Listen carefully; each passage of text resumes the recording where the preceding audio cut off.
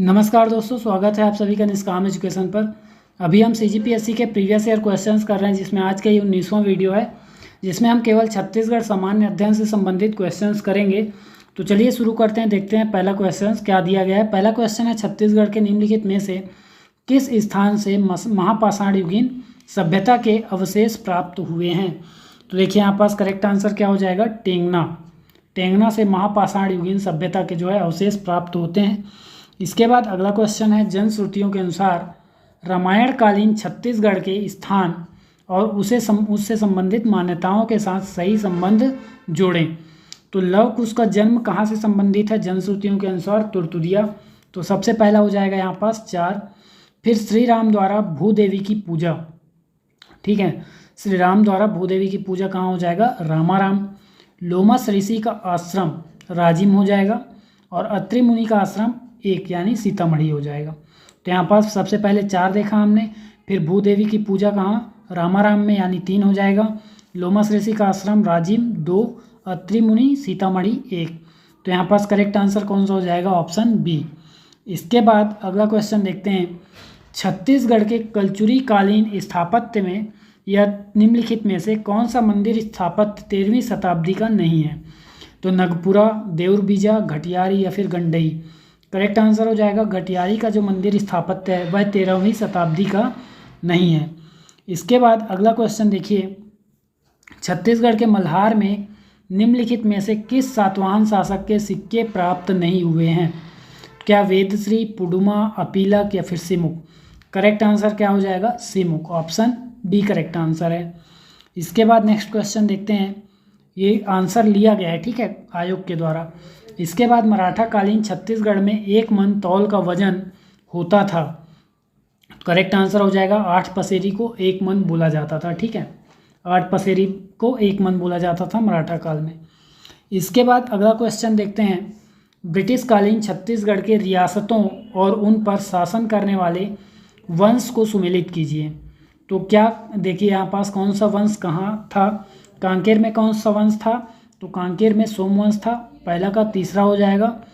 फिर खैरागढ़, खैरागढ़ का कौन सा हो जाएगा, तो खैरागढ़ में नागवंश था, ठीक है, खैरागढ़ में नागवंश था, नागवंश का शासन था, तो 1 हो जाएगा। सरगुजा का क्या हो जाएगा, रक्सेल वंश, सरगुजा का रक्सेल वंश, और राजनांदगांव का बैरागी, तो 2, 3, 1, 4, 2 कौन सा हो जाएगा यहाँ पास, ऑप्शन बी राइट आंसर हो जाएगा।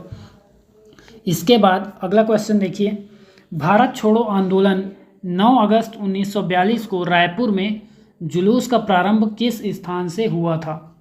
तो राष्ट्रीय विद्यालय से हुआ था, ठीक है, ऑप्शन ए राइट आंसर हो जाएगा, राष्ट्रीय विद्यालय से प्रारंभ हुआ था। इसके बाद अगला क्वेश्चन देखिए, तो माड़ राजधानी से निम्नलिखित कलचुरी शासकों ने छत्तीसगढ़ पर शासन किया।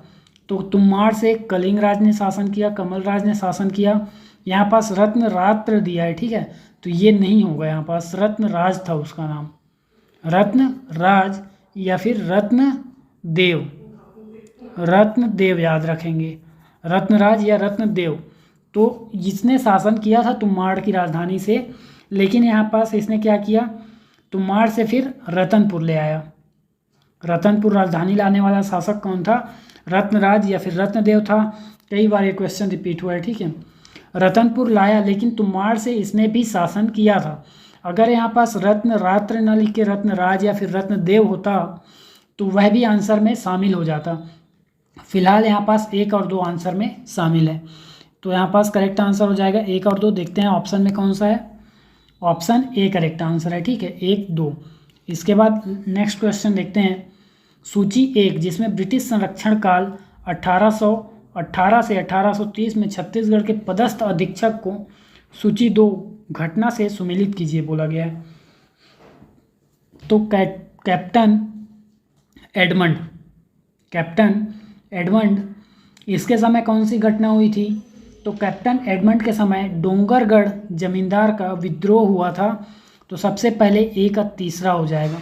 इसके बाद मेजर एगन्यू के समय में रायपुर में राजधानी स्थानांतरित हुई थी, तो इसके बाद 1 हो जाएगा। इसके बाद कैप्टन सैंडिस, कैप्टन सैंडिस ये बस्तर और करौद राज्यों में इसने समझौता कराया। तो इसके बाद 4, फिर कैप्टन क्रॉफर्ड भोसलों का सत्ता हस्तांतरण, यानी यहाँ पास 2। तो 3, 1, 4, 2 देखते हैं कौन सा ऑप्शन में हो जाएगा। 3, 1, 4, 2 ऑप्शन सी करेक्ट आंसर है। फिर नेक्स्ट क्वेश्चन देखते हैं।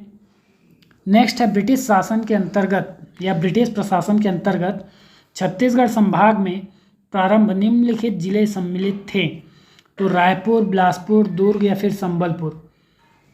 तो करेक्ट आंसर हो जाएगा यहाँ पास रायपुर, बिलासपुर और संबलपुर। ठीक है, 1861 में ये 3 जिले शामिल थे। 1862 में जब संभाग बना तो रायपुर, बिलासपुर और संबलपुर ये तीनों जिले छत्तीसगढ़ संभाग के अंतर्गत शामिल थे, जिसका मुख्यालय रायपुर में था। तो इसका मतलब 1, 2 और 4 ऑप्शन सी करेक्ट आंसर है। दुर्ग जिला 1906 में बना था। ठीक है, दुर्ग जिला 1906 में बना। इसके बाद नेक्स्ट क्वेश्चन देखते हैं। 1923 में स्थापित स्वराज दल के छत्तीसगढ़ में निम्नलिखित नेता थे। तो छत्तीसगढ़ में स्वराज दल के नेता ऑप्शन के अनुसार यहाँ पास पंडित रविशंकर शुक्ल और ई राघवेंद्र राव, यानी ऑप्शन बी और डी हो जाएगा यहाँ पास। यहाँ पास ये दोनों ही थे। देखिए क्वेश्चन में यहाँ पास क्या होना था, पहला, दूसरा, तीसरा, चौथा करके होना था। तो यहाँ पास दूसरा और चौथा आपका आंसर होता है। ठीक है, तो पीडीएफ को आपको सुधार के दिया जाएगा। इसके बाद नेक्स्ट क्वेश्चन देखते हैं। नेक्स्ट है छत्तीसगढ़ की करद रियासतों के भारतीय संघ में सम्मिलन के संबंध में निम्नलिखित में से कौन सा कथन सत्य नहीं है। तो ऑप्शन ए दिया गया है, संविलियन की प्रक्रिया 1 जनवरी 1948 को पूर्ण हुई। तो ये कथन सही है। ठीक है, ये कथन यहाँ पास सही है। इसके बाद आगे कथन देखते हैं ऑप्शन में। अगला कथन है संविलियन में पंडित रविशंकर शुक्ल का महत्वपूर्ण योगदान था। ये भी सही है। संविलियन सरदार पटेल के मार्गदर्शन में संपन्न किया गया। ठीक है, पूरे भारत में ही किया गया। तो ये भी सही है। सभी रियासतों के शासकों ने संविलियन पत्र में हस्ताक्षर किए। ये भी सही है। फिर बस्तर रियासत को संविलियन में शामिल नहीं किया गया, ये गलत हो जाएगा। ठीक है, ऑप्शन ई आपका आंसर हो गया, ये गलत कथन है। इसके बाद नेक्स्ट क्वेश्चन देखते हैं। नगरीय स्थानीय स्वशासन निकायों की चुनाव करवाता है।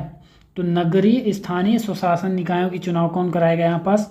ऑप्शन ए निर्वाचन आयोग, राज्य निर्वाचन आयोग, स्थानीय स्वशासन आयोग, नगरीय विकास आयोग। करेक्ट हो जाएगा राज्य निर्वाचन आयोग स्थानीय स्वशासन की चुनाव करवाता है। चाहे वह नगरीय निकाय हो, पंचायत हो, कोई भी स्थानीय स्वशासन का चुनाव कौन कराएगा, राज्य निर्वाचन आयोग। और निर्वाचन आयोग, यहाँ पास निर्वाचन आयोग मतलब केंद्रीय निर्वाचन आयोग या भारत निर्वाचन आयोग से है, जो राज्यों में विधानसभा चुनाव कराएगा, राज्यों में विधानसभा चुनाव कराएगा और पूरे देश में लोकसभा और अन्य संबंधित चुनाव कराएगा। इसके बाद नेक्स्ट क्वेश्चन है। रायपुर में पंचायतों से संबंधित गोलमेज सम्मेलन की तिथि क्या थी।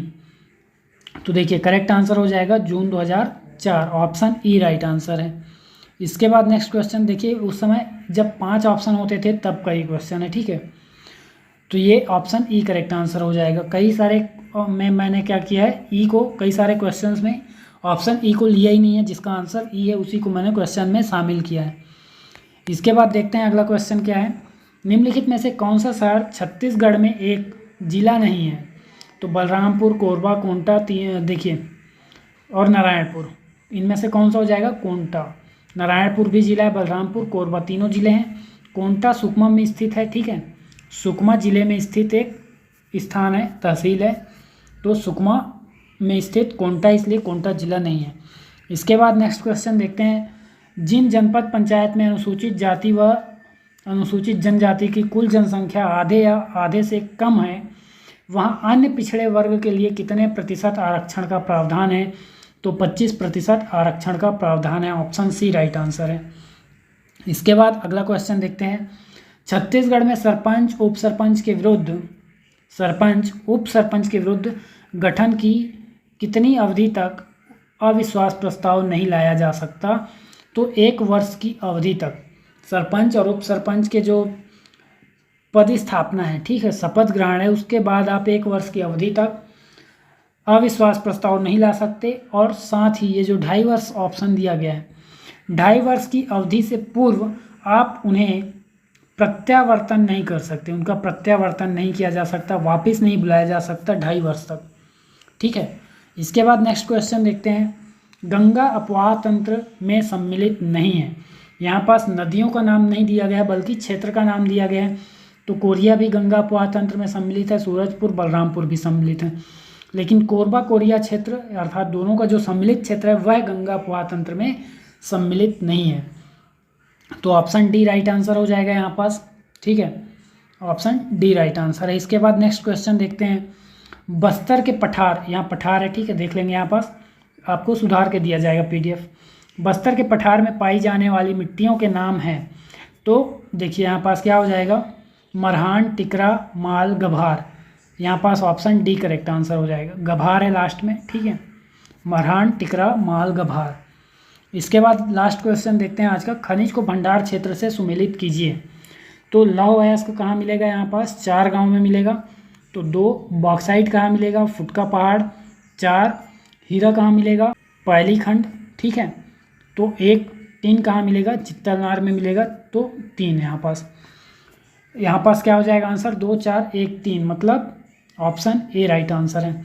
तो इसी के साथ आज का वीडियो समाप्त होता है और इसका पीडीएफ आपको टेलीग्राम में मिल जाएगा। इसी प्रकार के और वीडियोज़ के लिए जुड़े रहिए चैनल से। वीडियो में अंत तक बने रहने के लिए धन्यवाद।